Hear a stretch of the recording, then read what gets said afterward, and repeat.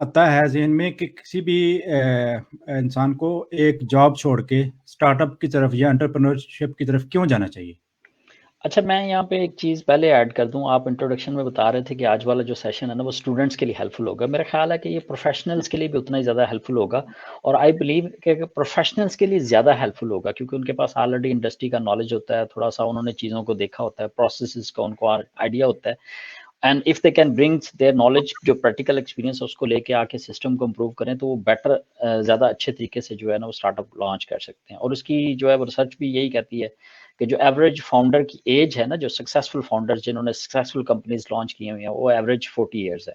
अब तो थोड़ा सा चेंज हो गया ना टेक्नोलॉजी की वजह से। मार्क जुकरबर्ग को आप देख रहे हैं, या स्नैपचैट हो गया, या इंस्टाग्राम हो गया, कि उन्होंने जल्दी किया, लेकिन जो एवरेज एज है वो 40 ईयर्स है। तो प्रोफेशनल जो मिड कैरियर में होते हैं, उनके लिए ज़्यादा अच्छा, मेरे ख्याल में ज़्यादा अच्छी अपॉर्चुनिटीज़ हैं कि वो स्टार्टअप्स की तरफ आएँ या अपना बिजनेस जो लॉन्च करें। दैट इज़ माय कमेंट जो आप इंट्रोडक्शन में कहना चाह रहे थे। फिर बैक टू योर क्वेश्चन, आपने जो आप बात कर रहे थे ना कि उसको, मेरा ख्याल है उस पे ये कर लिया जाए कि अगर आप प्रोफेशनल हैं, और आप अगर if you can find a way कि जिसमें आप पार्ट टाइम अपना बिजनेस स्टार्ट कर सकें, छोटे लेवल पे, माइक्रो लेवल पे ना, तो मेरे ख्याल में ये एक अच्छी ऑप्शन हो सकती है before you get your job. अब इसकी एग्जांपल, अगर मैं फेमस एग्जांपल दूं आपको, तो बिल गेट्स जो है वो हार्वर्ड की यूनिवर्सिटी के स्टूडेंट थे। उसने जो है जब अपना स्टार्टअप लॉन्च करना था माइक्रोसॉफ्ट, तो उसने क्या किया था कि उसने अपना सेमेस्टर या एक साल के लिए मेरे ख्याल में फ्रीज किया। उसके बाद आया, उसने बिजनेस मॉडल को टेस्ट किया, when it worked he saw some value, तो फिर उसके बाद जो है ना उसने क्विट कर दिया। ठीक है। तो मेरे ख्याल में ब्लाइंडली, अगर आपने पहले कभी कोई चीज़ स्टार्ट नहीं की हुई, आपने पहले कभी कोई बिजनेस नहीं किया हुआ, आपने कभी कोई ट्रेनिंग नहीं की हुई, आप किसी स्टार्टअप का हिस्सा नहीं रहे, आपने कभी कोई चीज़ ट्राई नहीं की स्वाय जॉब के, तो इट विल बी रिस्की। उसके लिए अदर आप किसी स्टार्टअप के साथ चले जाएं, आप वॉलंटियरली काम कर लें, आपको आइडिया हो जाएगा क्या चैलेंजेस आते हैं, कस्टमर्स वैलिडेशन कैसे करनी है, कस्टमर्स को लेना है कैसे, प्रोडक्ट कैसे डिज़ाइन करनी है। ठीक है, तो सेल्स कैसे करनी है। बहुत सारे लोग जो है ना वो सेल्स में फेल हो जाते हैं, मतलब दे कैन नॉट सेल। और इसी को अगर आप फॉर्च्यून मैगजीन के रीज़न देखें कि बहुत सारे स्टार्टअप जो फेल होते हैं, number few of the biggest reason क्या है, उसमें एक रीज़न ये है कि they make product no one wants buy. अब either they are building product के जो बिल्कुल उसकी वैल्यू नहीं है, और they are making a valuable product but they do not know how to sell it, मतलब मार्केट कैसे करना है। तो मेरे ख्याल में सेल्स एंड मार्केटिंग जो है ना बहुत ज़्यादा उसकी इंपॉर्टेंस है एंटरप्रेन्योरशिप के अंदर।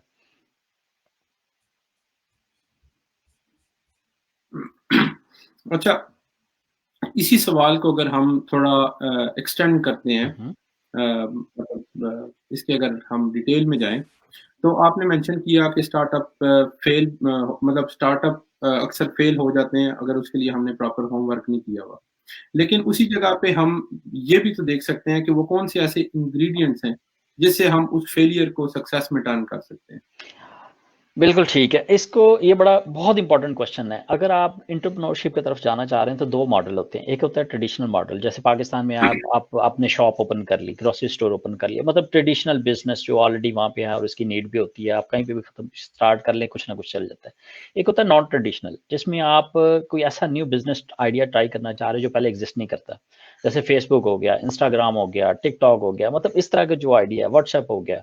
ठीक है, उसमें क्या होता है कि न्यू अपॉर्चुनिटीज आती हैं और इस तरह के। उसके अंदर क्या होता है कि उसके अंदर आपको प्रॉपर जो है ना वो ट्रेनिंग भी चाहिए होती है। ठीक है, अब पाकिस्तान की अनफॉर्चुनेटली जो मैं चीज़ देखता हूँ कि बहुत सारे मोटिवेशनल स्पीकर हैं, और उन्होंने कभी खुद स्टार्टअप एक रन नहीं किया, और उन्होंने एक्चुअली उस पर काम नहीं किया। इसको मैं इस तरह प्रैक्टिकली, मुझसे एक लड़का एडवाइस लेने आ गया, बच्चे कुछ जो है ना, लास्ट ईयर जब मैं पाकिस्तान में था, तो मैंने उनसे पूछा, मैंने कहा जी I can read lot of books on swimming, and if you come, और मैं आपको जनाब ना उसकी ट्रेनिंग भी बता सकता हूँ, टिप्स भी बता सकता हूँ कि जी ऐसे स्विम करना है, ऐसे करना है, जब आपको क्रैम आए तो आपने ये करना है, ये करना है। लेकिन एक्चुअली जब आप पानी में जाओगे तो आपके लिए सिचुएशन टोटली डिफरेंट होगी। ठीक है, तो ये बड़ा इंपॉर्टेंट होता है कि जो ट्रेनर है उसने ऑलरेडी इस पे कुछ काम किया हो। मैं जैसे फाउंडर इंस्टीट्यूट ओस्लो में ट्रेनिंग करवाता हूँ मैं एंटरप्रेन्योरशिप पे, और उस फाउंडर इंस्टीट्यूट का क्राइटेरिया ही ये है कि आपने ऑलरेडी स्टार्टअप्स रन किए हो। ठीक है, या तो आप उसके एडवाइजरी का हिस्सा रहा हूँ, या फाउंडिंग टीम का हिस्सा रहा हूँ, बेशक इट डजेंट मैटर कि आपने कितनी दफ़ा फेल किए हैं, लेकिन आपने को 3-4 दफ़ा ट्राई किया हो। That is number one. दूसरा, जो आपने बात की ना कि बहुत सारे स्टार्टअप फेल हो जाते हैं, अगर आप देखें तो मेरा नहीं ख्याल कि शायद ही कोई ऐसी स्टार्टअप हो जो फर्स्ट टाइम पे सक्सेसफुल हो गया हो। ठीक है, बहुत रेयर एग्जाम्पल है, बहुत रेयर एग्जाम्पल है। फॉर एग्जाम्पल, आप में से आप सबको पता होगा ट्विटर का। ठीक है, ट्विटर जो है, आपको बहुत सारे लोगों को ये नहीं पता होगा कि ट्विटर जो है ना पॉडकास्टिंग वेबसाइट के तौर पे स्टार्ट हुआ था। उसका नाम आई गेस ऑडियो था, ठीक है। देन दे पिवट, और उन्होंने चेंज किया। उनको पता चला कि जी शॉर्ट मैसेजेस जो लोग ज़्यादा लाइक कर रहे हैं, तो दे शिफ्टेड देयर बिजनेस मॉडल, और अभी उसको ट्विटर कहते हैं, राइट। यूट्यूब बहुत फेमस है, एवरीबडी न्यूज यूट्यूब, ठीक है। लेकिन आपको शायद ये ना पता हो कि यूट्यूब जो ना as a dating website start हुई थी, और वो फेल हो गया था बिजनेस मॉडल उनका। देन दे पिवट और पे चेंज करके वो उस पे सॉन्ग्स पे चले गए, ठीक है। इसके अलावा और बहुत सारे आप दे सकते हैं। फॉर एग्जांपल पेपाल की एग्जांपल दूं मैं आपको। पेपाल एक और चीज पे स्टार्ट हुआ था, लेकिन वो फेल हो गया, and then they shifted their model on email based payment, ठीक है। लास्ट एग्जांपल मैं आपको देता हूं, आप लोग उससे फेमिलियर हो गए। इंस्टाग्राम। इंस्टाग्राम जो है वो location based social network start हुआ था, लोकेशन बेस्ड, ठीक है। But with passage of time they figure out के लोग जो है, जो उनके कस्टमर हैं जो उस ऐप को यूज कर रहे हैं, उन्होंने फिगर आउट किया कि इंस्टाग्राम की जो फाउंडिंग टीम, उन्होंने फिगर आउट किया कि वो हमारे फिल्टर को ज़्यादा अच्छा यूज़ कर रहे हैं और ज़्यादा इंजॉय कर रहे हैं, जो कि बाकी फॉर एग्जांपल एफपी पे अवेलेबल नहीं थे। And then they shifted that model, और वो फिर ऐप फोटो शेयरिंग ऐप की तरफ चला गया, ठीक है। तो अगर आप इन चीज़ों को देखें ना, वो जो आपने कहा कि फेलियर, स्टार्टअप की डेफिनेशन, अगर आप लीन स्टार्टअप, एक बुक है बड़ी फेमस है, मेरे ख्याल में सबको वो पढ़नी चाहिए अगर आप टेक्नोलॉजी साइड पे चल रहे हैं, ठीक है। और उसके अंदर जो जो चीज़ हमने यहाँ पे प्रैक्टिकली नॉर्वे के अंदर देखी है या स्वीडन के अंदर देखी है, ये जो मैं इसका हिस्सा रहा हूँ, पोलैंड के अंदर हमने बहुत सारे हैकाथॉन में भी गए हैं और आगे पीछे, जो चीज़ हमने देखी ना, स्टार्टअप का पर्पस ये नहीं होता कि आपने प्रोडक्ट बनानी है। स्टार्टअप का पर्पस ये है कि आपने लर्निंग करनी है। You have to go to the market. आपने कस्टमर, जो आप कस्टमर अज्यूम करके बैठे हैं ना, जो आपके माइंड में है कि ये मेरे कस्टमर्स होंगे, ये मेरी प्रोडक्ट को लाइक करेंगे, आपने उनके पास जाना है, आपने एग्जैक्टली उनसे फीडबैक लेने हैं, आपने उनसे पूछना है वो जो पेन पॉइंट है ना, जिस प्रॉब्लम को आप सॉल्व कर रहे हैं, आपने पहले उसको वैलिडेट करना है, फिर आपने उनको पिच करनी है अपनी प्रोडक्ट, फिर आपने उनसे फीडबैक लेने हैं, फिर आपने पूछना है कि एक्चुअली अगर मैं ये सर्विस लॉन्च करूं, आप $10 इसके लिए पे करेंगे या नहीं करेंगे, $20 पे करेंगे या नहीं करेंगे, या बिल्कुल फ्री चाहेंगे। जैसे गूगल था, गूगल के लिए वो three years they were punching the data, और उनके माइंड में ये बिजनेस मॉडल था कि जी यूजर सर्च करने के लिए गूगल के ऊपर हमें पे करेंगे, लेकिन यूजर तो सर्च करने के लिए पे नहीं करेंगे, वो तो ऑलरेडी याहू पे चले गए या mysearch.com पे चले गए, and then they later figure out. So ऐसा वो जो आप बैक पे बता रहे हैं कि जो बहुत सारी ऐसे स्टार्टअप्स हैं जो मेरा नहीं ख्याल कि फर्स्ट टाइम में हुआ, आपको ट्राई करनी पड़ती है different option. With the passage of time you will definitely find a profitable business model, और उसके अंदर आपको जाना पड़ेगा। तो अगर आप you do not know, back to your question, अगर if you do not know कि how to test the market, if you do not know customer validation कैसे करनी है, आपने क्विकली लर्निंग कैसे करनी है, मॉडल्स को कैसे, डिफरेंट बिजनेस मॉडल को कितनी ट्राई करना है, तो और अगर आपको सिर्फ यही बात, और आप एक साल प्रोडक्ट डेवलप करते रहे, आपने मार्केट को टेस्ट ही नहीं किया, मार्केट वैलिडेशन नहीं की, तो I think that will be a very very big mistake. अच्छा सर, आपने पिवट की बात की, उससे मुझे वो 3 P's याद आ गए कि जब आप कोई स्टार्टअप करते हैं या आप एंटरप्रेन्योरशिप पे जाते हैं, तो एक होता है आपका पैशन कि आप उस शोबे में जाना चाहते हैं, फिर आपके पास एक पर्पस होता है कि आप एक पर्पस के लिए वो काम कर रहे हैं, और तीसरा ये कि पैशन पर्पस को मिला के आप एक स्टार्टअप शुरू कर देते हैं, और उसके बाद आपके अंदर ये कैपेबिलिटी होनी चाहिए कि आप उसको पिवट भी कर सकें, कि अगर वो शुरू वाले आपके आइडियाज ना चल पाएँ तो आप उसको किसी और डायरेक्शन में पिवट कर लें, अपने पैशन और पर्पस को ज़हन में रखते हुए। तो इस तरीके से आपने ये सक्सेसफुल एग्जांपल्स दे दी ये कंपनीज की कि किस तरीके ने उन्होंने सर्वाइव कर लिया।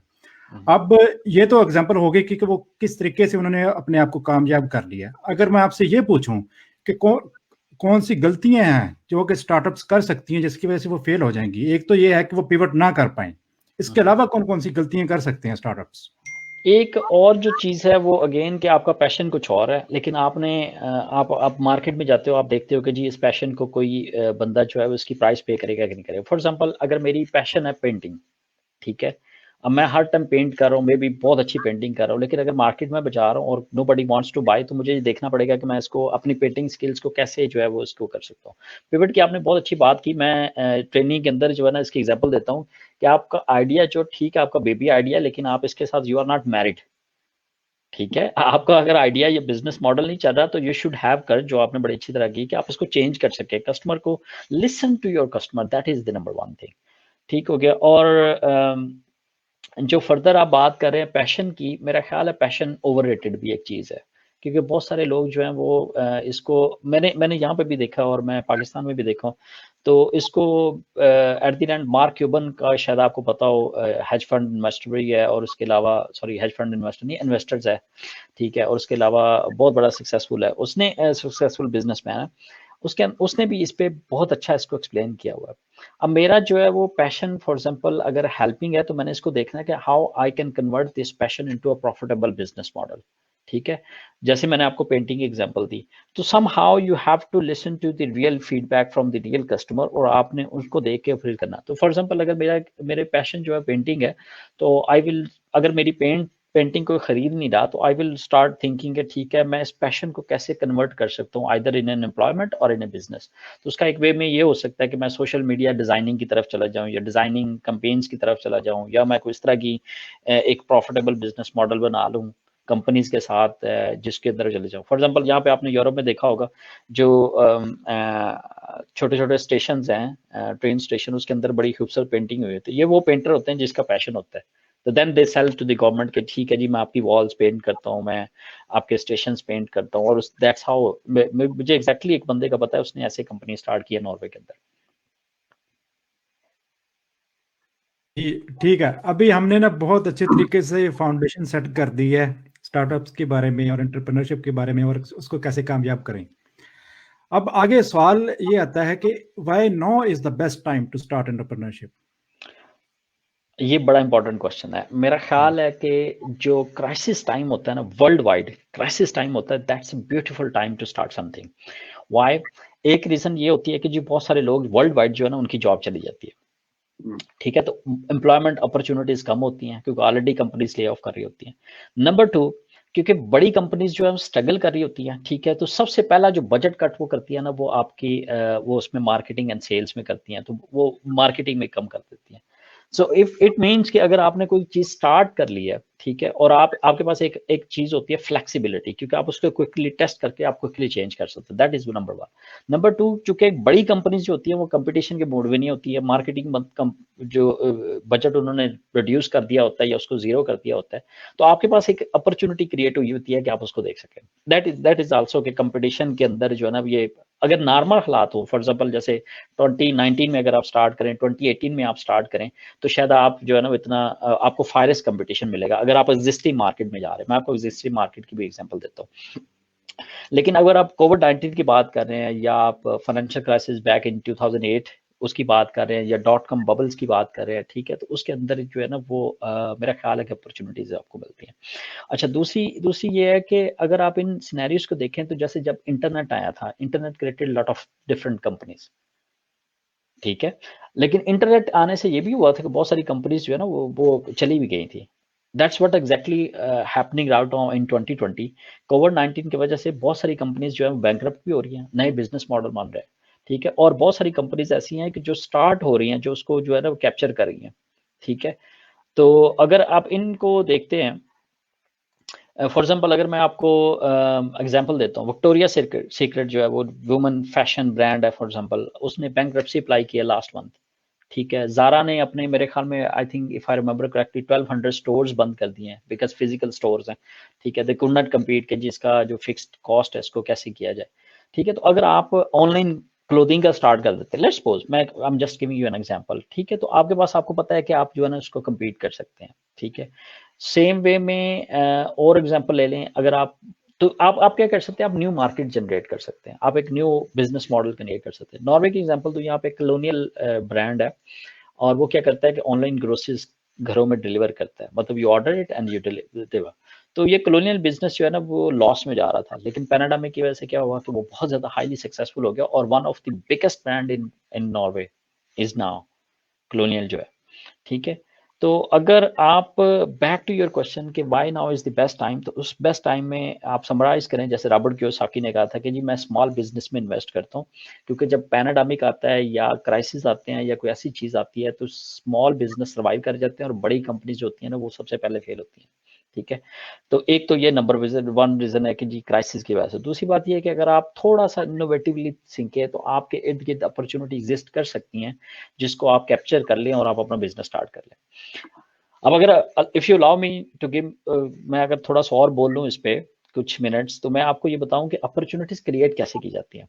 एक ये है कि आप एग्जिस्टिंग मार्केट में बिग प्लेयर से compete करते हैं, ठीक है। जैसे फॉर एग्जांपल आपका एक स्टोर है, मेडिकल स्टोर है, मैंने उसके कंपेटिटर एक मेडिकल स्टोर बना दिया, या आप ऑनलाइन डिलीवरी कर रहे हैं तो मैंने एक और ऑनलाइन डिलीवरी बना दिया, या आप क्या करते हैं कि आप टोटली एक न्यू मार्केट जनरेट कर लेते हैं, ठीक है। उसकी एग्जांपल मैं आपको देता हूँ, बड़ी फेमस, आपको बात समझ आ जाएगी इंशाल्लाह ताला। फेसबुक जो है वो सोशल मीडिया था, ठीक है, सोशल मीडिया ऐप है, राइट, जिसके अंदर आप कोलैबोरेट करते हैं। और एक स्टेज पे आया था कि इस पे बारे में कहा जाता था कि ये दुनिया की सबसे बड़ी बन जाएगी, इसी के ऊपर सेल एंड परचेज होगी, इसी के ऊपर मार्केट्स होगी, दे विल, आपने रिपोर्ट्स भी पढ़ी होंगी कि जी वो सोशल फेसबुक जो अपनी वो करेंसी भी लॉन्च कर रहा है, डिजिटल करेंसी और ये सारा कुछ। लेकिन सडनली क्या हुआ कि जी कोई बंदा बैठा, उसने देखा कि जी जैसे इंस्टाग्राम की हमने बात की, तो उन्होंने कहा कि यंगस्टर जो है ना वो इंटरेस्टेड है सिर्फ पिक्चर्स देखने में, they are not interested text में। तो दे लॉन्च इंस्टाग्राम, जो इंस्टाग्राम जो है ना फोटो पाई।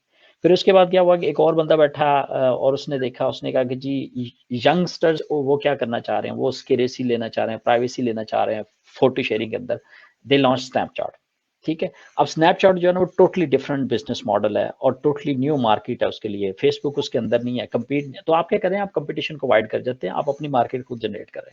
और लास्टली बड़ी फेमस एग्जांपल है टिकटॉक की। टिकटॉक का कोई कंपेटिटर नहीं है, मतलब आप यूजर खुद ही कंटेंट जनरेट कर रहे हैं, videos games, sorry videos generate कर रहे हैं और वो शेयर हो रही है एक दूसरे के साथ, टोटली डिफरेंट मार्केट है। उसको यंगस्टर भी उसके कस्टमर है या उस तरह। तो आपके पास दो दो दो चीजें हैं जिसके अंदर आप क्रिएट कर सकते हैं, इधर आप एग्जिस्टिंग मार्केट में कम्पीट कर लें, विच मीन्स कि आप जो एग्जिस्टिंग कंपेटिटर है, जो आपकी कंपनीज हैं, जो आपके कंपेटिटर बन सकते हैं, आप उसके अगेंस्ट लॉन्च कर ले, उसमें भी आप सक्सेसफुल हो सकते हैं अगर इफ यू परसिस्ट। दूसरा ये है कि अगर आप थोड़ा सा इनोवेटिवली करके आप उसमें से लॉन्च करें, तो मेरा ख्याल है कि आप कंपटीशन को टोटली अवॉइड कर सकते हैं। इसकी मैं फर्दर आपको एग्जांपल दे सकता हूँ कि न्यू मार्केट्स में क्या क्या अपॉर्चुनिटीज आ रही हैं। मेरा ख्याल है कि आप नेक्स्ट क्वेश्चन पूछे, फिर बताता हूँ आपको। चलिए ज़बरदस्त।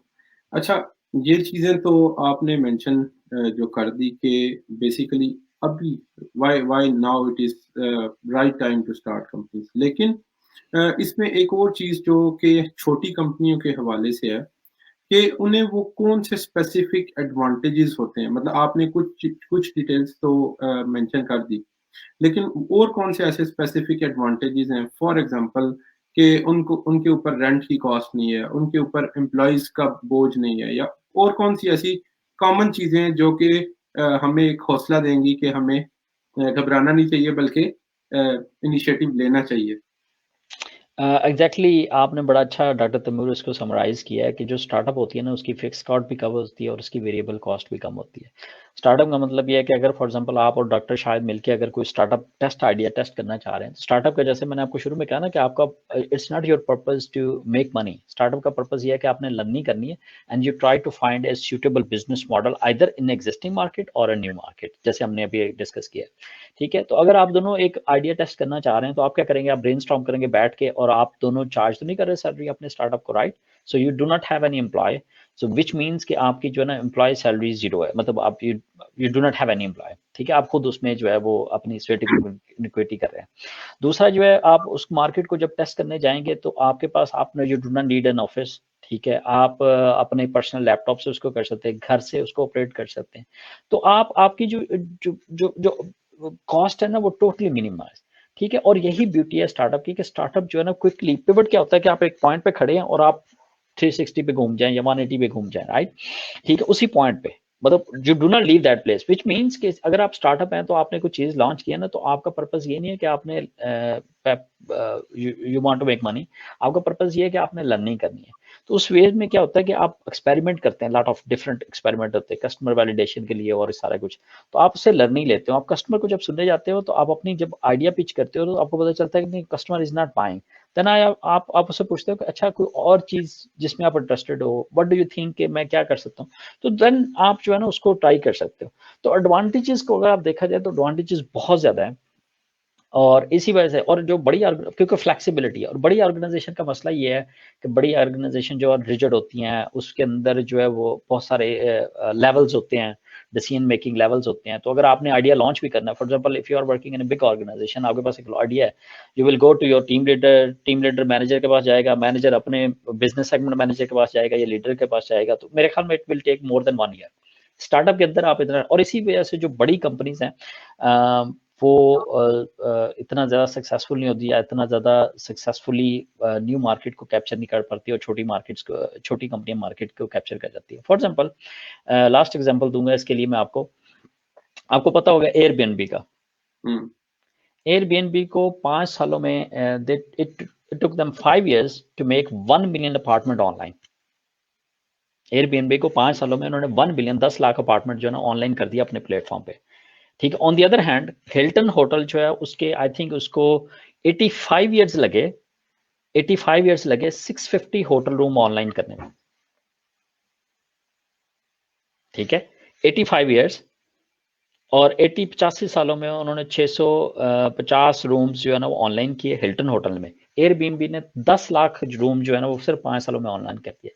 That is the beauty of flexibility कि आपने सिर्फ एक प्लेटफॉर्म बनाया और आपने एक इनोवेटिव आइडिया लॉन्च किया और you really listen to your customer, जिससे आपने क्या किया और उसको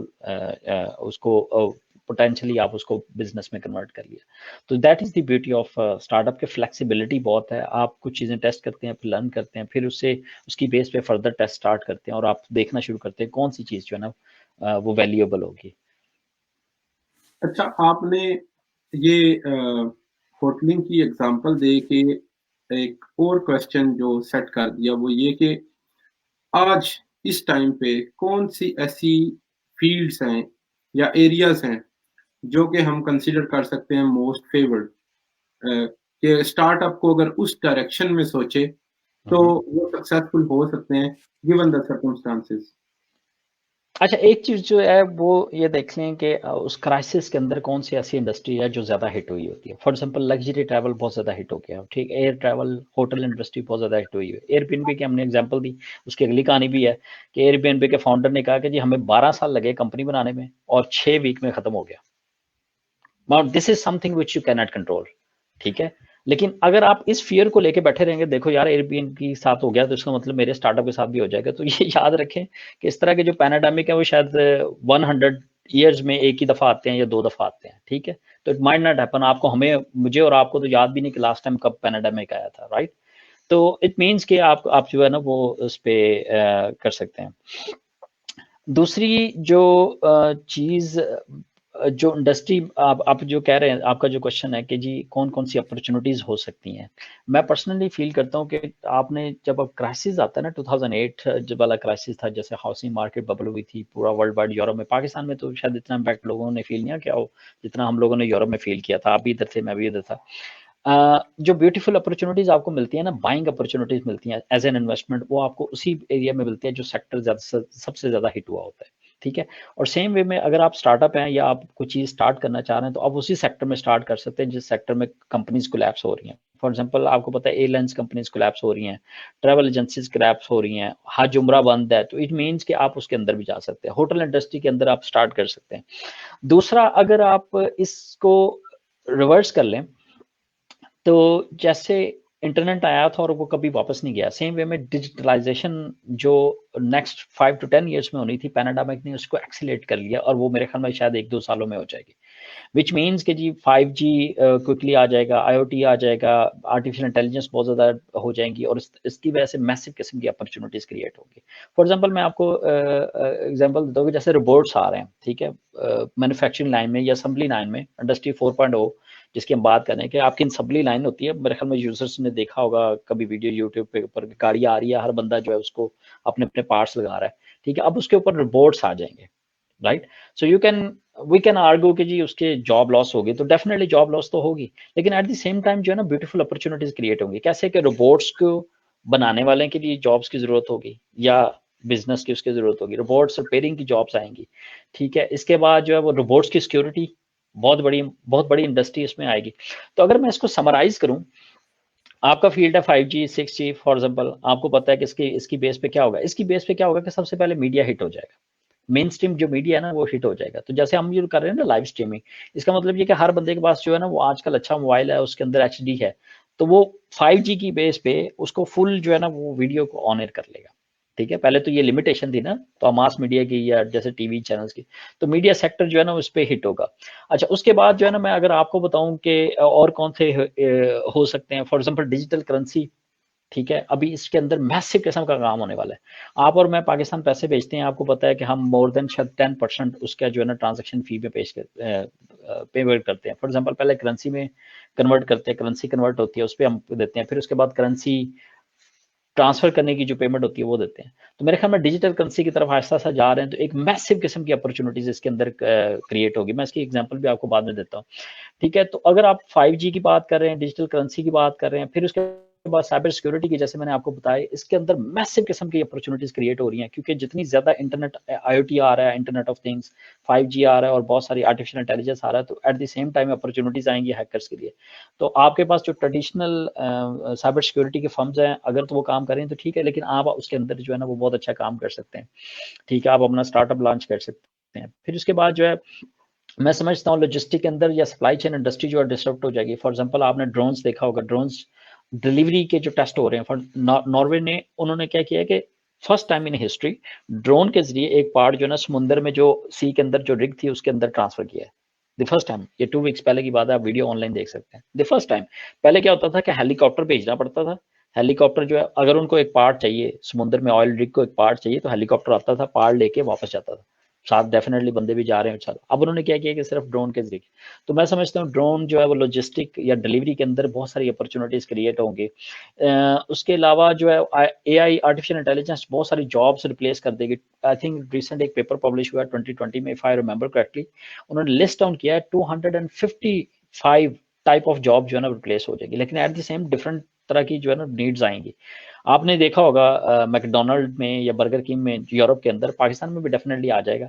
अब आप क्या करते हैं, पहले 6 बंदे खड़े होते थे, राइट?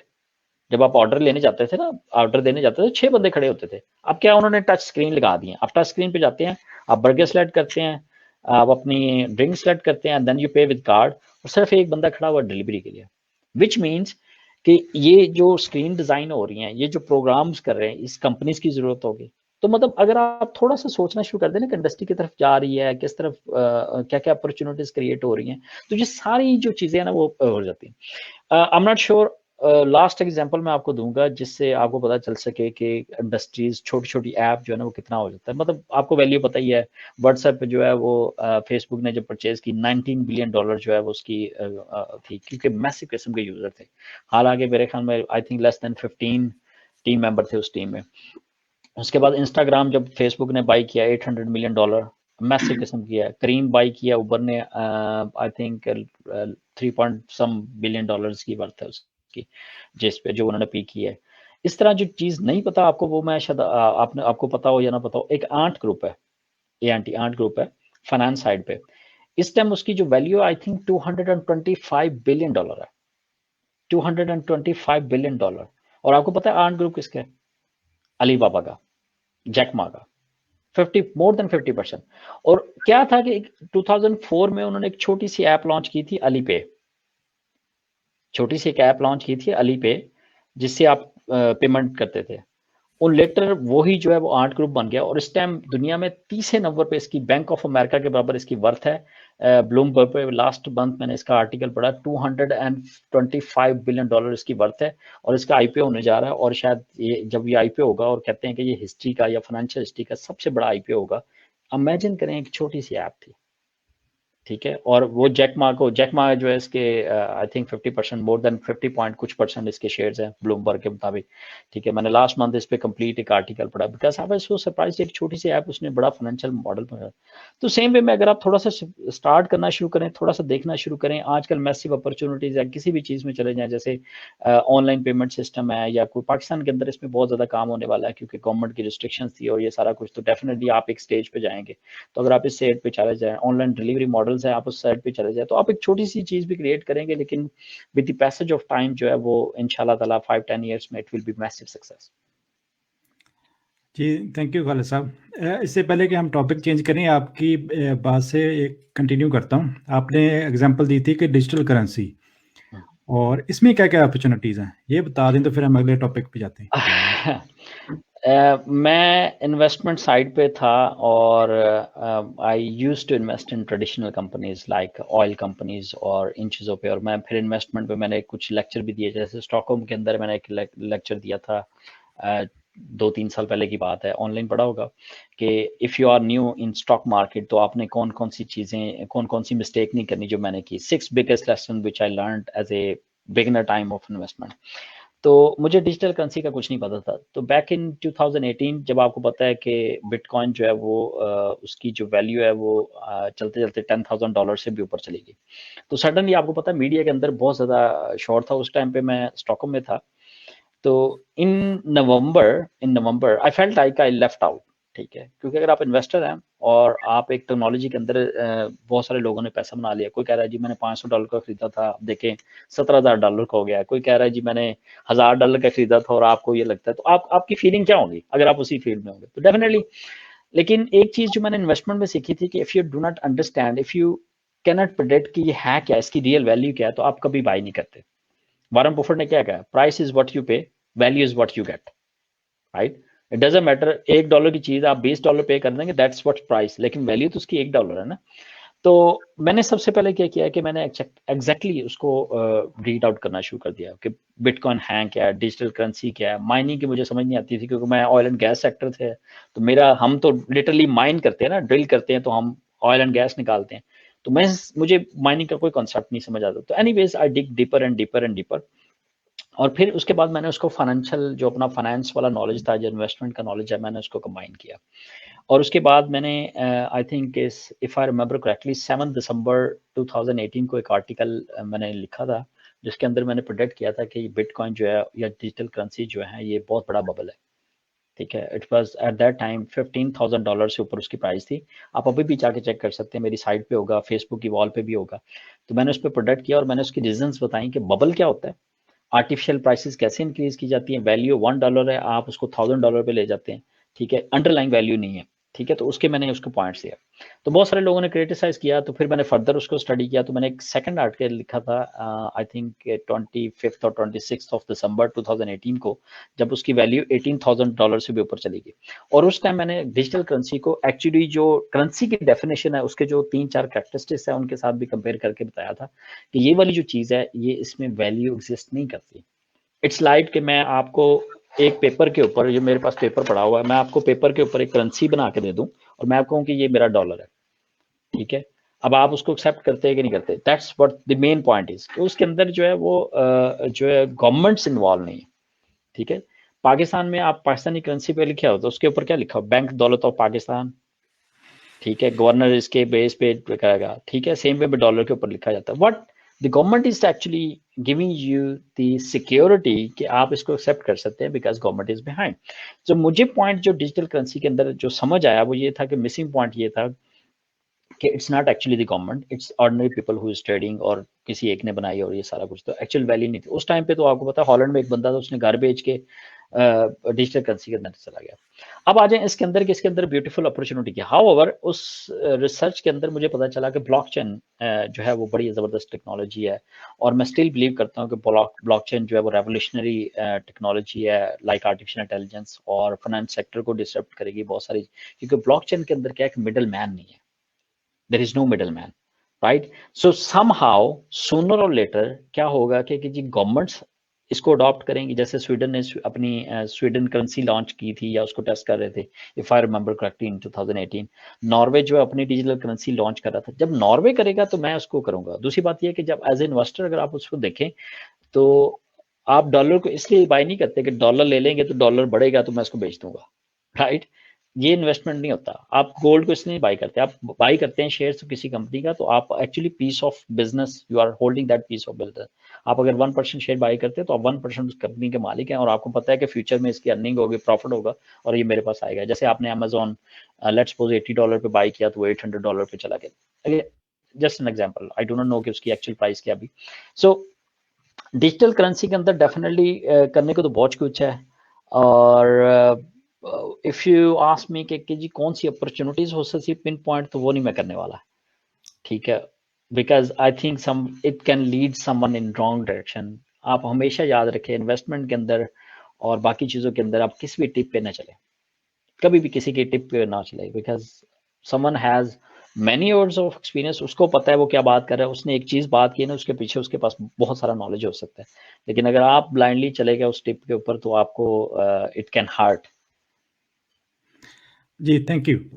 अच्छा खालिद साहब, आप यूरोपियन स्टार्टअप इकोसिस्टम के अंदर काफ़ी एक्टिव हैं और आप एंटरप्रेन्योरशिप पढ़ाते भी हैं, तो आपका यूथ से काफ़ी राब्ता रहता होगा, काफ़ी लोगों से गपशप रहती होगी। तो आप मेंशन कर सकते हैं कि लोगों के टॉप एक्सक्यूज़ेज़ क्या हैं कि वो क्यों स्टार्टअप्स की तरफ नहीं जाना चाहते और जॉब पे रहना चाहते हैं?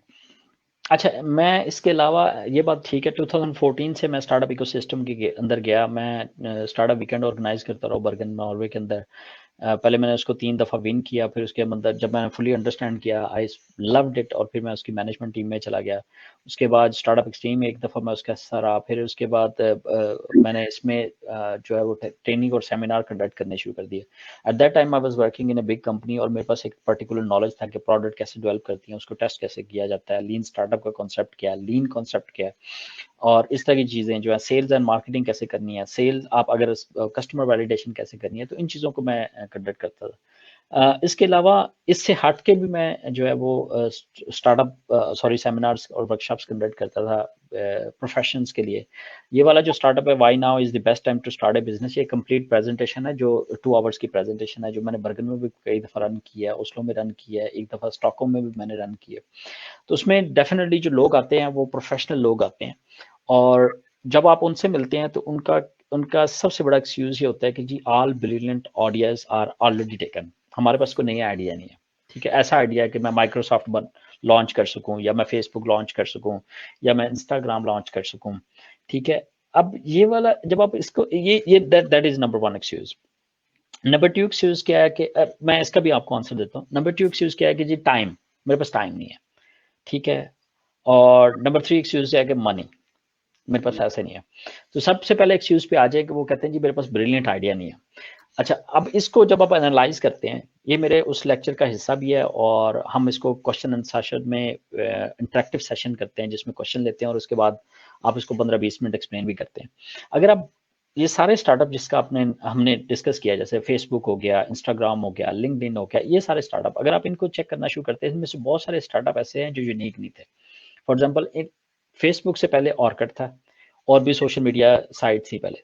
ऑर्किड के अंदर क्या होता था, इफ़ यू रिमेंबर, मैंने उसको यूज़ किया हुआ बैक, बहुत पुरानी बात, आई थिंक समवेयर 2005 की बात है। ऑर्किड के पीछे गूगल था, गूगल ऑलरेडी एस्टेब्लिश कंपनी थी तब, आई थिंक उसको 5-6 साल हो चुके थे, उनके पास पैसा भी था और ये सारा कुछ था। तो ऑर्किड में क्या होता था कि आप ट्वीट नहीं, आई थिंक आप उसकी फेसबुक सॉर्ट ऑफ फ्रेंड की वॉल के ऊपर जाके आप लिख देते थे, मैसेजेस देते। फिर एक बंदा था मार्क जुकरबर्ग, लड़का था, अंडर ग्रेजुएट स्टूडेंट था, ज्योग्राफी की क्लास थी उसकी, तो उसको नाम याद नहीं था, तो उसने एक ऐप बनाई जो पिक्चर्स जो है ना वो बार बार पिच होती थी, आप तो वो कमेंट करते थे। ठीक है, तो उसने बाद में उसको लॉन्च कर दिया जो फेसबुक थी।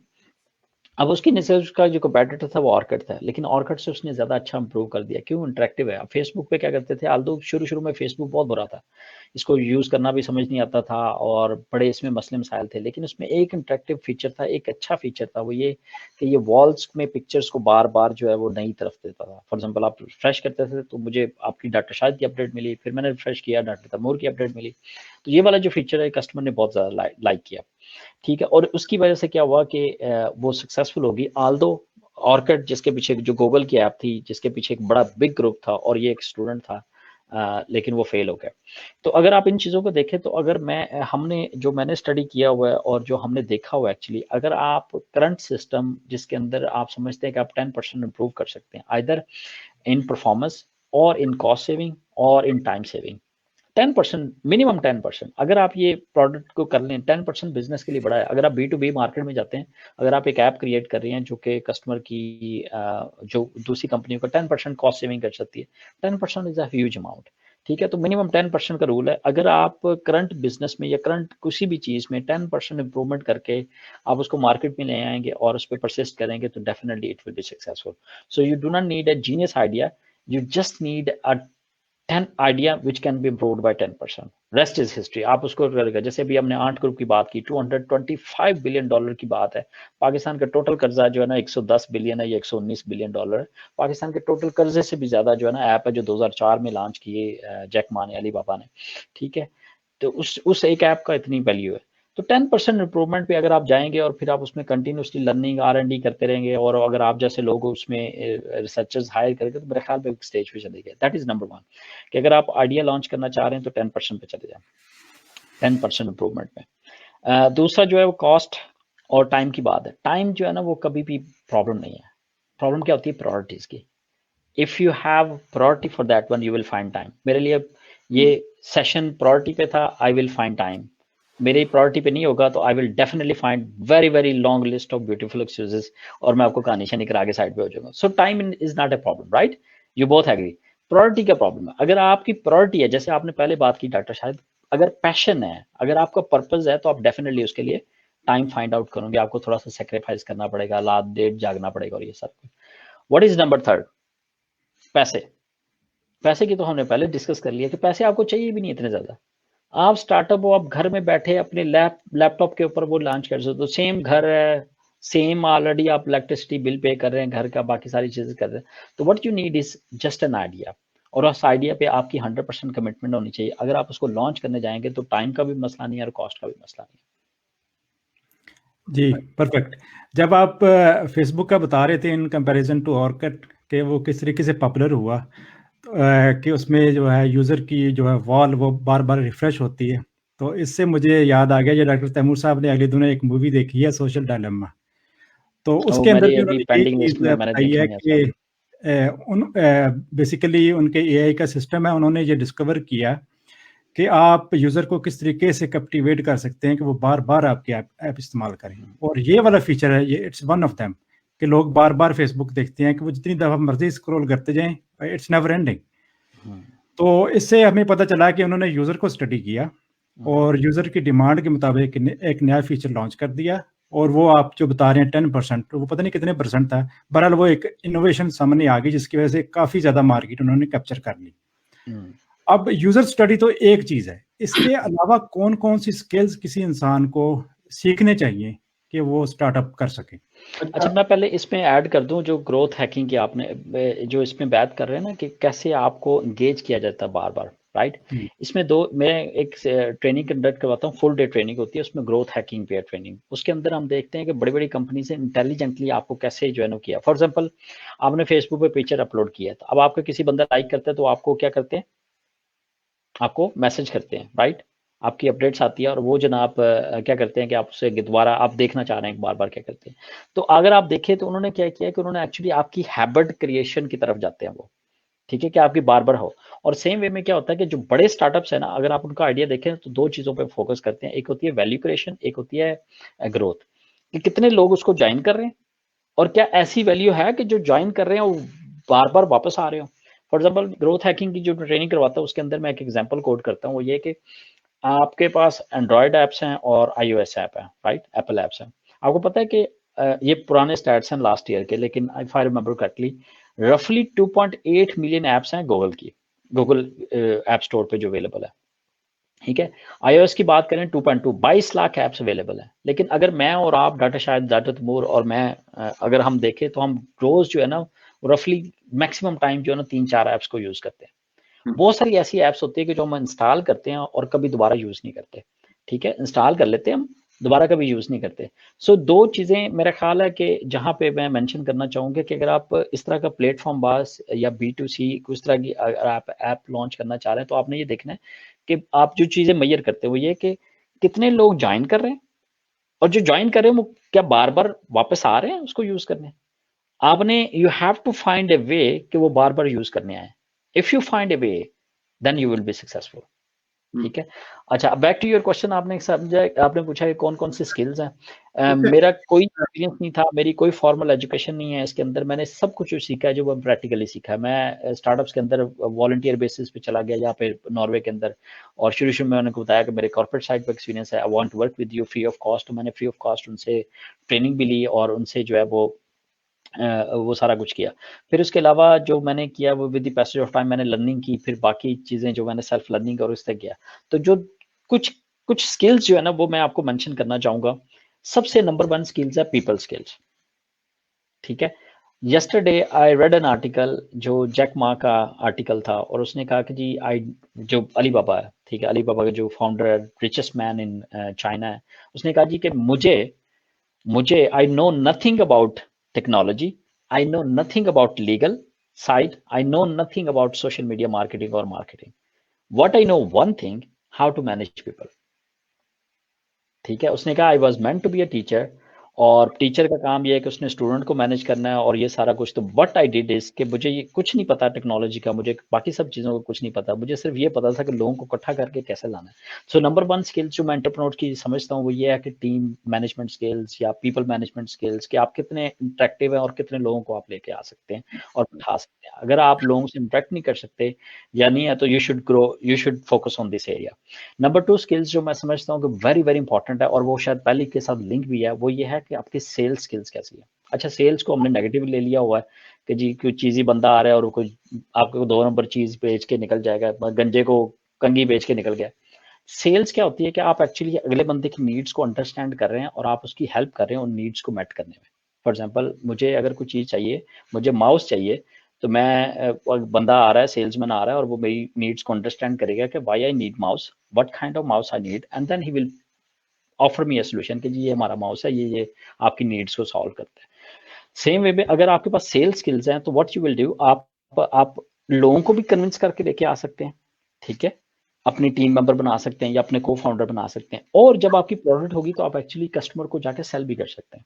सो these two skills are really really important. One जिसमें मैंने भी आपको बता दिया और मैंने आपको कोट भी कर दिया जैक मा का, अलीबाबा का फाउंडर का, वो क्या कह रहा है, जिसने जनाब ना आंट को बनाया और जो कि $225 बिलियन की उसकी वक्त है, और उसने अलीबाबा भी बताया, आपको पता है कि अब शायद चौथे पांचवें या छठे नंबर पे रिचेस्ट पर्सन है। और मेरा ख्याल है कि जब अलीबाबा ये एंट ग्रुप का आईपीओ होगा तो वो शायद one of the richest person होगा वर्ल्ड में। तो वो क्या कह रहा है, और फिर आप उसको मेरी बातों के साथ जो है वो उसमें कर लें, तो मैं आपको ये समझता हूँ कि अगर आपने एंटरप्रेन्योरशिप की तरफ जाना है, इवन अगर आप एंटरप्रेन्योरशिप नहीं जा रहे, प्रोफेशनल में जो सक्सेसफुल प्रोफेशनल है टेक्नोलॉजी साइड पे, इंजीनियर्स हो गए या कोई बड़े बड़े सीईओज हो गए जो हाईली पे लेते हैं, उनके अंदर एक स्किल होती है, वो है people management skills and convincing skill, story telling and presentation, और ये सारी उसके अंदर ही आ जाती है। परफेक्ट। चलिए सर, इससे पहले कि अगले क्वेश्चन की तरफ जाएं, ये जो है ना हमारे व्यूअर्स के क्वेश्चन ले लेते हैं और हम तीनों मिलकर ट्राई कर लेते हैं इनको रिस्पॉन्ड करने की। तो डॉक्टर तैमूर साहब, इसको आप देखेंगे क्वेश्चन को? मेरा ख्याल है कि खालिद साहब आप शुरू करें, क्योंकि काफी इंटरेस्टिंग सवाल है कि लोग क्या कहेंगे। लोग क्या कहेंगे, कुछ तो लोग कहेंगे लोग सर। कहना। फियर जो होता है ना, fear has killed more dreams than death has ever. जिंदगी में याद रखें, Jeff Bezos, richest person in world, ठीक है, हेज फंड मैनेजर था, आई थिंक हेज फंड में या इन्वेस्टमेंट साइड पे कहीं काम कर रहा था अमेजोन बनाने से पहले। और अमेरिका में आपको पता है क्या होता है कि जब आप जॉब छोड़ के आप बिजनेस स्टार्ट करते हैं तो you are on your own very first day, आपको कोई सपोर्ट नहीं, कोई कुछ नहीं है, ठीक है। तो उसने अपने बॉस से डिस्कस किया, यू कैन रीड दिस, आपको ये जो है इवेंट, सॉरी ये जो स्टोरी है ये आपको ऑनलाइन मिल जाएगी। उसने अपने बॉस के साथ डिस्कस किया कि मैं जॉब छोड़ना चाह रहा हूँ जो हाईली पेड जॉब थी, और मैं अपना जो है ना वो इंटरनेट जो कि ब्रूम कर रहा है, अपॉर्चुनिटीज आ रही हैं, तो मेरे पास आइडिया है ऑनलाइन बुक सेल करने का, तो मैं जो है वो उसको करना चाह रहा हूँ। उसका बॉस उसको लंच पे बाहर लेके गया और उसने कहा कि तुमने अच्छी तरह सोच लिया, और ये वो, उसने कहा मैंने अच्छी तरह सोच लिया। और फिर मैंने उसका आर्टिकल पढ़ा जेफ बेजोस का, और कि वो डिसीजंस कैसे लेता है। उसका डिसीजन लेने का तरीका ये है कि वो जब उसको इस तरह का मुश्किल डिसीजन आता है कि लोग क्या कहेंगे, या इतनी बड़ी इन्वेस्टमेंट है, रिस्क लेना चाहिए नहीं चाहना चाहिए, और जॉब छोड़ दूं, बिजनेस स्टार्ट करूं या ना करूं, तो वो कहता है कि जब इस तरह के बड़े डिसीजंस होते हैं तो मैं इमेजिन करता हूं कि मैं 80 साल का बंदा हूं और मैं डेथ बेड पे लेटा हूं। उस 80 साल में जब मैं 80 साल का हूँगा, डेथ बेड पे लेटा हूँगा, बिस्तरे मर्ग पे जब मैं लेटा हूँगा, तो मैं ये सोचता हूँ कि क्या मुझे अफसोस होगा इस डिसीजन लेने पे या ना लेने पे। तो आंसर इज ऑलवेज कि अगर मैंने ये डिसीजन अब ना लिया तो मुझे 50 साल बाद जाके अफसोस होगा। That how I take decision. बाकी बात जिंदगी में याद रखिएगा कि आप कहीं भी चले जाएं, पाकिस्तान में तो खैर ज्यादा है कि नेगेटिविटी, लोग जो है ना वो आया बड़ा स्टार्ट करने वाला है, एने जनाब ना किया सी, रोकिया भी सी, मतलब खुद नहीं करते और जो करते हैं। यूरोप में के अंदर भी जो है ना वो है ये चीज़, आपको जो है ना लोग डिस्करेज करते हैं। उसका एक तरीका ये है कि अगर आपने कोई भी काम करना है, फॉर एग्जांपल आप प्रोफेशन चेंज करना चाह रहे हैं, आप एंटरप्रेन्योरशिप पे चलना चाह रहे हैं, अगर आप बिजनेस शुरू करना चाह रहे हैं तो आप क्या करेंगे? आप उसको सुनेंगे, अपने रिश्तेदार को जिसने कभी बिजनेस नहीं किया, या अपने उस दोस्त को या मोहल्लेदार को सुनेंगे जिसने कभी बिजनेस नहीं किया, या आप किसी ऐसे सक्सेसफुल बिजनेसमैन के पास जाएंगे जो ऑलरेडी सक्सेसफुल है, जिसकी जगह पे आप पहुंचना चाह रहे हैं, आप उससे जाके एडवाइस लेंगे। सो मेरा मेरा की ट्रिक ये है, जो मैं एडवाइस करता हूँ कोची के अंदर, यूरोप के अंदर भी, कि you never listen to people के जो जो ऑलरेडी फेलियर में, जो ऑलरेडी उस फील्ड में कभी गया ही नहीं है, उसको पता ही नहीं है। ठीक है, आपने किसके ऊपर जाके सुनना है? आपने उस बंदे को देना है जो ऑलरेडी उस फील्ड में चैंपियन है। वो आपको बताएगा यार मजा आ जाएगा, क्या बात है, एक्सीलेंट। फॉर एग्जाम्पल मेरा एक दोस्त है, मैं जब फर्स्ट टाइम स्विमिंग के लिए गया, उसने कहा यार बंदे मर जाते हैं पानी में, अल्लाह के बंदे, तो पानी में चला गया। ठीक है, मैं उसका नाम नहीं कोट करूंगा, स्वीडन में ही है, आप लोगों को पता ही होगा। उसने कहा पानी में बंदे बन जाएंगे। तो मैंने कहा यार मैं तो ओलंपिक्स चैंपियन को देखता हूँ, बड़ा एंजॉय कर रहे थे। ठीक है, अगर मैं उनको सुनूंगा तो वो आपको यही कहेंगे कि भाई पानी में बड़ा मजा है, एक्सरसाइज बहुत अच्छी है, मतलब यू रियली, पानी आपको रिलैक्स भी कर देता है, सारा कुछ है। तो अगर आपने चैंपियन नहीं भी बनना तो आप, so you got my point right. आप उस बंदे से कभी नहीं सुनते, या उस बंदे से कभी भी एडवाइस नहीं लेते कि जो ऑलरेडी उस फील्ड में ना हो। आप हमेशा उस जिस फील्ड में आप जाना चाह रहे हो उसके सक्सेसफुल बंदे को उठाएं, आप उससे जाके एडवाइस भी लें, वो आपका मेंटर भी बनेगा। ऑलरेडी मैंने एक और भी चीज देखी हुई है कि यूजुअली जो लोग टॉप पे होते हैं, जो सक्सेसफुल लोग होते हैं, वो नॉर्मली बहुत हेल्पफुल होते हैं, स्माइलिंग होते हैं, और वो आपकी हेल्प भी करना चाह रहे हैं, क्योंकि उनकी भी किसी ना किसी ने हेल्प की होगी। So back to your point कि आपने जब इस तरह करना है तो आपने किसकी एडवाइस लेनी है। और हमेशा याद रखें, नेगेटिव लोग होंगे, नेगेटिव लोग आपको क्रिटिसाइज भी करेंगे। अगर आपने क्रिटिसिज्म से डर के कुछ नहीं किया तो आप यकीन करें कि आप जिंदगी में कुछ नहीं कर सकेंगे। चलिए सर, आपने बहुत अच्छा जवाब दे दिया, बड़ा एकेडमिक नेचर का जो है ना, मुख्तलिफ लोगों को रेफर भी कर दिया। लेकिन ये वकास मजीद साहब के लिए मेरा भी एक छोटा सा जवाब है ना, बड़ा हैंडी किस्म का। मैं ये समझता हूँ कि मैं अगर जो काम करना चाहता हूँ फ्यूचर में, और मुझे किसी भी ऐसे इंसान की ओपिनियन की परवाह नहीं होना चाहिए जिस इंसान ने मेरे बिल पे नहीं करने। मुझे सिर्फ उसी कल मैंने बिजली का बिल पे करना है, गैस का बिल पे करना है, मैंने कार खरीदनी है, मैंने अच्छा घर खरीदना है, बला बला बला, मेरे फ्यूचर के जो ड्रीम्स हैं, अगर एक इंसान ने मुझे उन काम करने में कंट्रीब्यूट नहीं ना करना, तो मुझे उसकी ओपिनियन भी की परवाह नहीं होनी चाहिए। इट डजेंट मैटर कि वो मेरे इस बारे में क्या सोचता है। एक और वेरी रिलेटेड क्वेश्चन है जो अमार जफर साहब ने किया है कि how to get over the fear of living a settled job and stepping into the unknown. इसके बारे में जो है ना, मैं थोड़ी सी गुजारिश कर देता हूँ, उसके बाद आप इस पे जवाब दीजिएगा। मैं समझता हूँ कि इंसान को जो है ना, अपने जो डिसीजंस हैं वो अपने ड्रीम्स की बेस पे करने चाहिए, फियर की बेस पे नहीं करने चाहिए। आप इस पे जो है ना रिस्पॉन्ड कर दें। आमिर, आपने बहुत अच्छी बात की डॉक्टर शाहिद साहब। आपने, मेरा ख्याल है कि सारी चीज़ जो मैंने लंबी बात करनी है आपने उसका समरी बता दिया है, जूस बता दिया है। वो ये कि ड्रीम्स की बेस पे आप डिसीजन लें, और that's exactly what I did. मेरी बहुत अच्छी जॉब थी कॉर्पोरेट साइड पे नॉर्वे में, और मैंने जब देखा, और बड़ी सिक्योर जॉब है, गवर्नमेंट जॉब और ये सारा कुछ, लेकिन मैं जब कॉर्पोरेट इसमें एंटरप्रेन्योरशिप में जाना चाह रहा था कपल ऑफ ईयर्स बैक, तो मैंने एग्जैक्टली इस पे देखा। फियर्स आपको हमेशा होते हैं जिंदगी में, ठीक है, रिस्क एंड फियर हर जगह पे हो सकते हैं। आपने क्या करना होता है कि आपने अपने फियर्स को या तो बढ़ा देना या कम कर देना। ठीक है, the only person who does not carry any fear and any risk is the dead person. ठीक है, आप अगर जिंदा हैं तो आप सम हाउ कोई ना कोई रिस्क कैरी करते हैं। For example I am sitting inside this beautiful room, earthquake आ सकता है, बिल्डिंग माइट कोलैप्स, ठीक है, मुझे तो नहीं पता। अब मैं इस फियर को, ये रिस्क है, ये फियर भी है, मैं इसको जितना मर्जी जो है ना वो इसको बढ़ा सकता हूँ और जितना मर्जी कम कर सकता हूँ। सो अगर आप इस फियर को कम करना शुरू कर दें और दूसरी तरफ से होकर चले जाएं, एक बंदे ने बड़ी प्यारी बात लिखी हुई थी, आथर का नाम भूल गया, उसने कहा कि अगर आपको कोई फियर आ रहा है तो इस मीन्स कि यू आर सिटिंग डाउन। तो उसने कहा कि आप क्या करें कि आप खड़े हो और किसी काम में बिजी हो जाए। That is one. अच्छा, इनका जो क्वेश्चन है कि how to get over the fear of living a settled job and stepping into the unknown, इस पे हम ऑलरेडी बात कर चुके हैं। और वो बात ये है कि जी अगर आपकी सेटल्ड जॉब है, बहुत अच्छी जॉब है, you have family to support या फैमिली टू फीड, तो आप कभी भी ये काम ना करें कि आप ब्लाइंडली उसको क्विट करें और अपना बिजनेस स्टार्ट कर दें।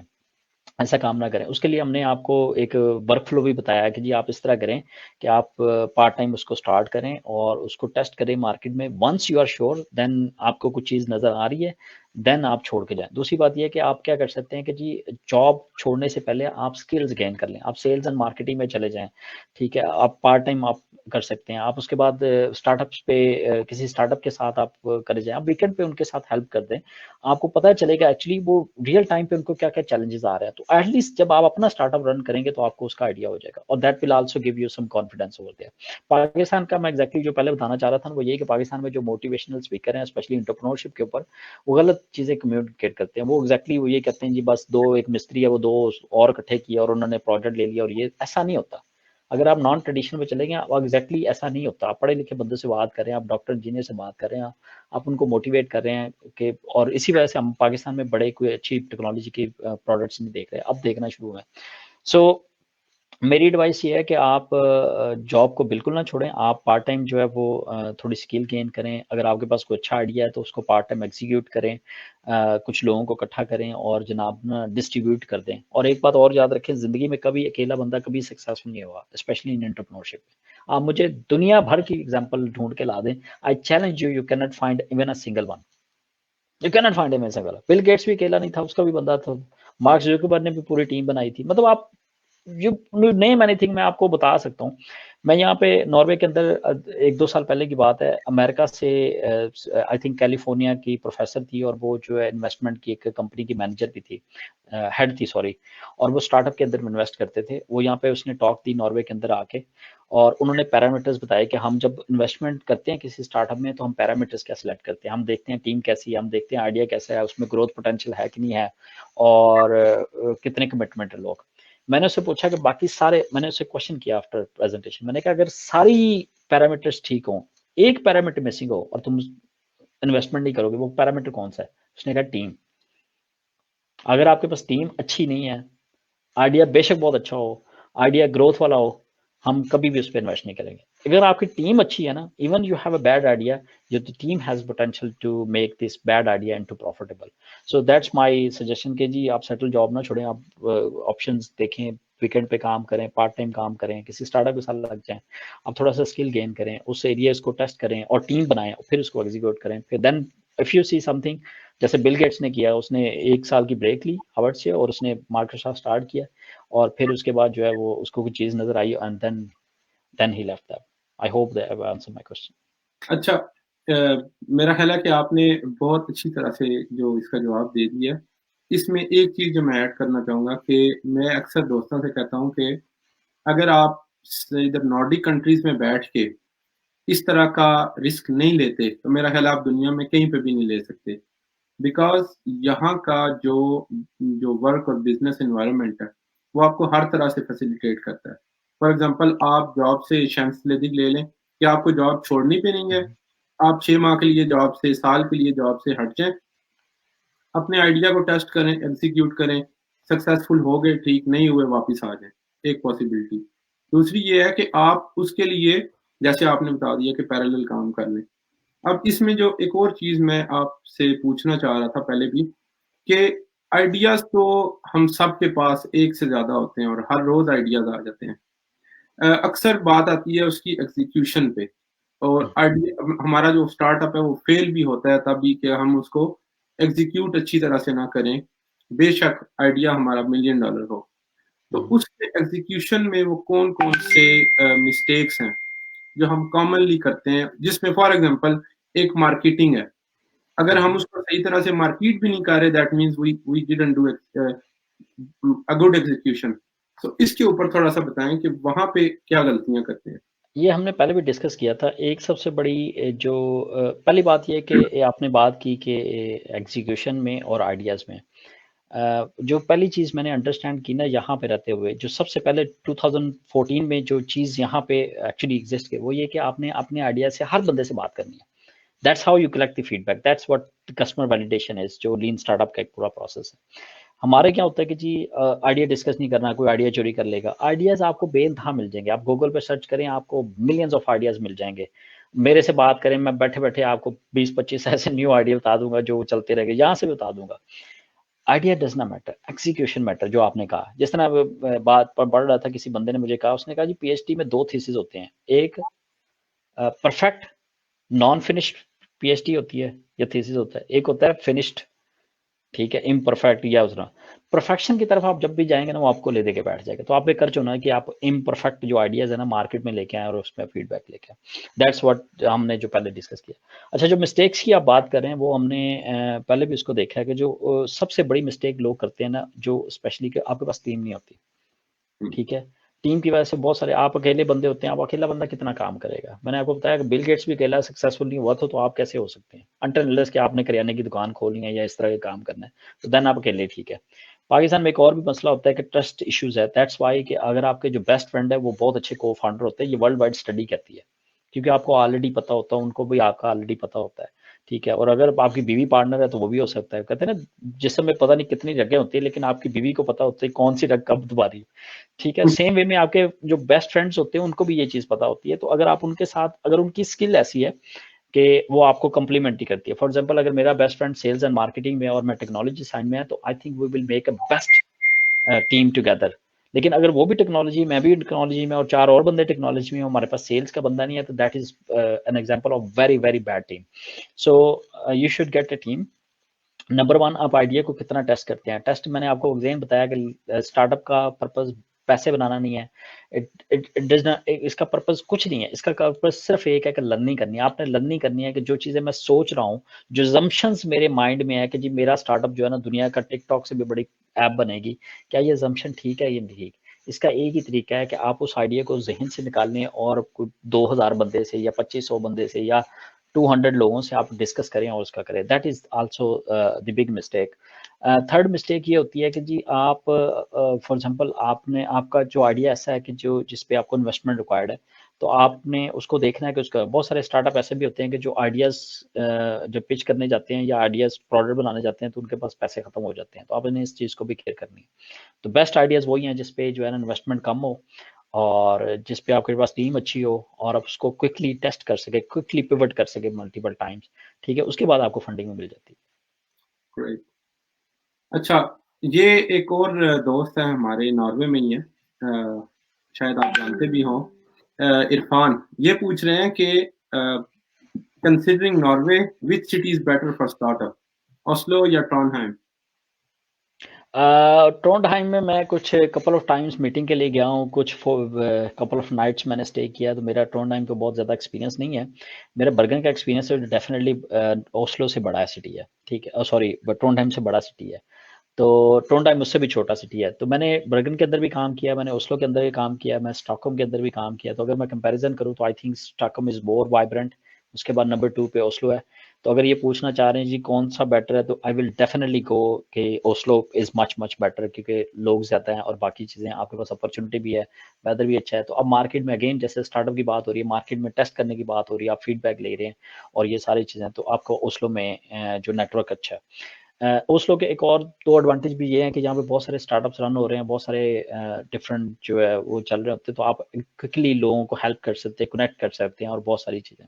नंबर 3 जो है, जो शायद इन्होंने पूछा है कि जी इन्वेस्टमेंट फंड, एक स्टार्टअप फॉर एग्जांपल एक इनोवेशन नॉर्वे है, वहाँ से आप 100,000 करोना जो $10,000 है, वहाँ पे आइडिया को टेस्ट करने के लिए फंडिंग ले सकते हैं। दूसरा ये कि जो इन्होंने वेंचर वीसी और ये चीज़ें देखी हैं, तो वो ये चीज़ें देखते हैं कि जी आपने कितनी ग्रोथ कर ली है और कितना सारा। तो मेरे ख्याल में उसके भी यहाँ पे कपल ऑफ प्राइवेट कंपनीज हैं या देखी जा सकती हैं। मेरे पास भी कुछ कनेक्शन है, मैं इनको, अगर ये मेरे से बाद में कनेक्ट करें तो मैं इनको प्रोवाइड कर दूंगा इंशाल्लाह।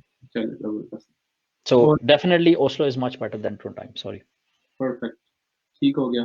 और ये एक और दोस्त ने सवाल पूछा है, आसिम है ये, कि स्टार्टअप सीड फंडिंग के सोर्सेज स्कैंडिनेवियन कंट्रीज में। मुझे नहीं पता ये कहाँ पे बेस करते हैं। जैसे मैंने पहले बताया कि नॉर्वे के अंदर क्या है कि इनोवेशन नॉर्वे जो गवर्नमेंट का अदारा है, वो आपको आइडिया टेस्ट करने के लिए $10,000 जो कि 100,000 नॉर्वेजियन क्रोना है, वो आपको देता है। अगेन वो यही पैरामीटर जो मैंने आपको पहले पैरामीटर बताए हैं कि इसी पैरामीटर में आपको जज करता है आपकी टीम कैसी है, आइडिया कैसा है, ऑलरेडी कितना हुआ है, और वो ये भी देखते हैं कि आपका आइडिया जो है ना कितनी एम्प्लॉयमेंट अपॉर्चुनिटीज क्रिएट करेगा नॉर्वे के लिए। एंड देन यू गेट $10,000 जिसको आप आइडिया को टेस्ट कर सकते हैं और ये सारा कुछ। अगर आपका आइडिया सक्सेसफुल हो जाता है, then you can go for phase 2 funding, जो कि मेरे ख्याल में 500,000 करोना तक जाती है या उससे भी शायद ऊपर जा जाती है, और उसको वो मैच करते हैं प्राइवेट इन्वेस्टर तक, तो रफली को लाइक 1.5 मिलियन या उस तरह करके। तो उसके अलावा प्राइवेट इन्वेस्टमेंट वेंचर कैपिटलिस्ट हैं, जैसे स्टार्टअप एक्सट्रीम का एक है, I think invest in startup को समथिंग लाइक दैट, उनको भी देखा जा सकता है। इसके अलावा भी और बहुत सारे हैं जो देख सकते हैं। मुझे पर्टिकुलरली नॉर्वे के बारे में पता है, मुझे बाकी कंट्रीज का शायद थोड़े से कनेक्शन है मेरे, जैसे फिनलैंड हेलसिंकी के अंदर हैं या स्टॉकहोम के अंदर हैं, तो मुझे नहीं पता ये कहाँ पे एग्जिस्ट करते हैं, कि डेफिनेटली यहाँ पे ऑप्शंस तो जरूर है। अच्छा खाला साहब, एक चीज़ मेरे ज़हन में आ रही है, आप जब स्टार्टअप्स की तरफ चलते हैं या फिर एंटरप्रेन्योरशिप की तरफ चलते हैं, सेटल्ड जॉब छोड़ के या इमीडिएटली आफ्टर एजुकेशन, तो आप एक रिस्क ले रहे होते हैं। हमारे एक दोस्त हैं हाजी साहब, वो आजकल सऊदीया में होते हैं, उनका एक कॉल है कि ज़िंदगी में रिस्क ना लेना एक बहुत बड़ा रिस्क है। इसके बारे में आप क्या कहते हैं?